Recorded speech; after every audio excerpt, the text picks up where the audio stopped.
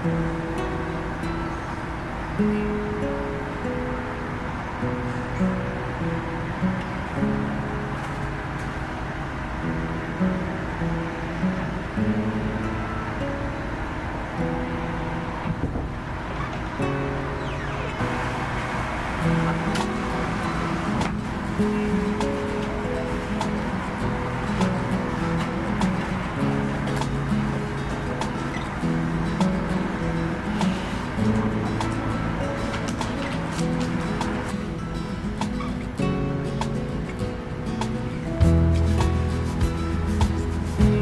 may have gotten too carried on with thrifting.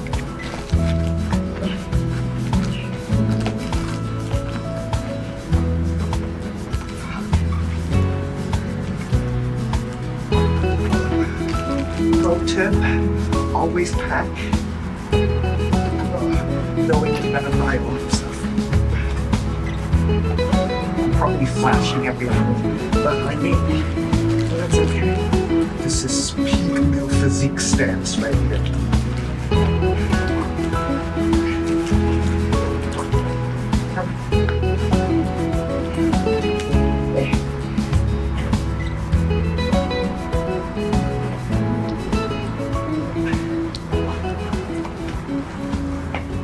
Hey, look at that. Hi, I just got back to Tunbridge Wells from Bath. I just want to say a quick story. So,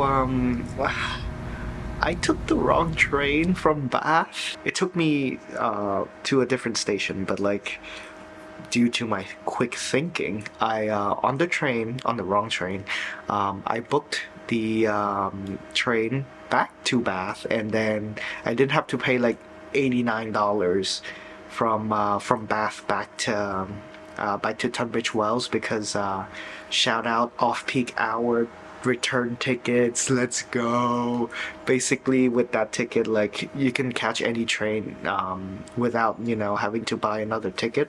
You're not bound to like certain times, and that just got me thinking, like, damn, having good transportation, like having good public transportation is so nice.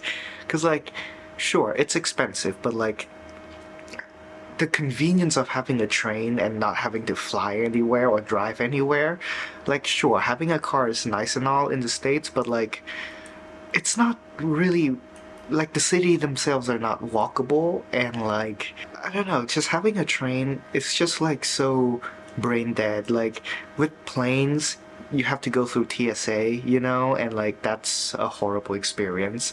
And to be fair, like,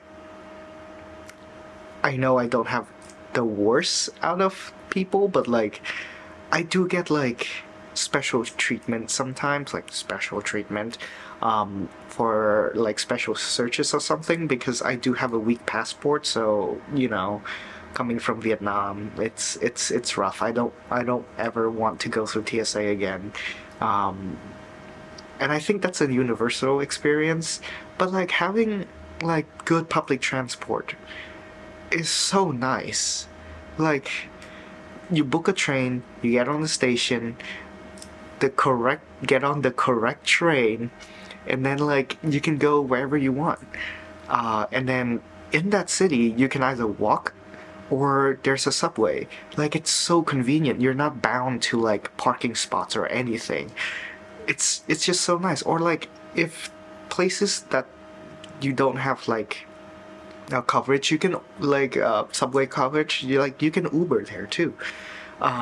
So yeah, that's my rant about public transport. Now let's go do a room tour.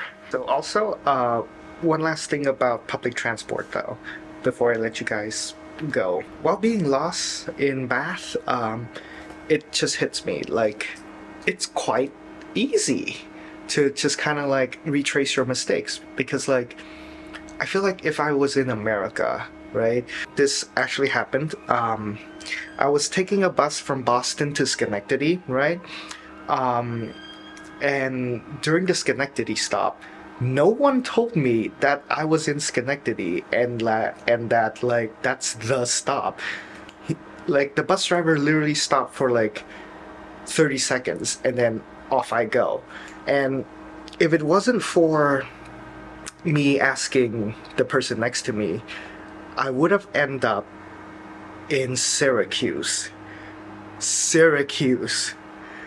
Like from Schenectady to Syracuse. And like that's just one simple mistake that can like lead you like stranded probably like hundreds and hundreds of miles away. But like with this, with the public transport in the UK, like I messed up once. And all I had to do was to book the ticket back to where I came from and then use the same ticket to get where I'm going. Like trains are every hour and like it's public transport. You gotta excuse the hair. It was raining really, really bad. So I booked this place called the Russell Hotel, and it was basically like the cheapest option on booking.com. And like shout out to booking.com, like you get the best deals and the best prices there, and like it's so nice. Like Henry's B&B, I got that in booking.com, and like the last minute booking I made at YMCA, that's also from booking.com. Like Edis Ildra, like booking.com, booking dot yeah. But anyways, here's the room tour. For the price that I paid, like you get free breakfast, like your own bath and bathroom, right? And like look at this room, basically. You got a fucking chair. It's so like aesthetically cohesive. And even though I'm only staying here for one night, it just feels really good for the price. But yeah, I got twin beds, you got the two beds, you got the wardrobe, you got amenities, you know, and a fucking TV, and like, this chair, it's such a roomy room too. And like, you know, I can like watch Mr. No, don't watch Mr. Beast. He's problematic. But like, I could like lounge here and then like, I don't know, chill out for the evening or something. And like, here's the bathroom. It's not the best bathroom in the world, but like, at least you got a bath. It's clean. At least it's clean. And like, I feel like this is a good bathroom. It's just like the lighting needs a little bit updated. Lights behind the mirror, that would be awesome. And you know, it's clean. It's nice. A lot of natural sunlight. It's cute. It's cute. So yeah, I think. Oh. So yeah, I think I'm just gonna have like a chill night. Both of my mates have plans, so I think I'm gonna go eat and then come back here and just take a bath and, you know, just enjoy my time.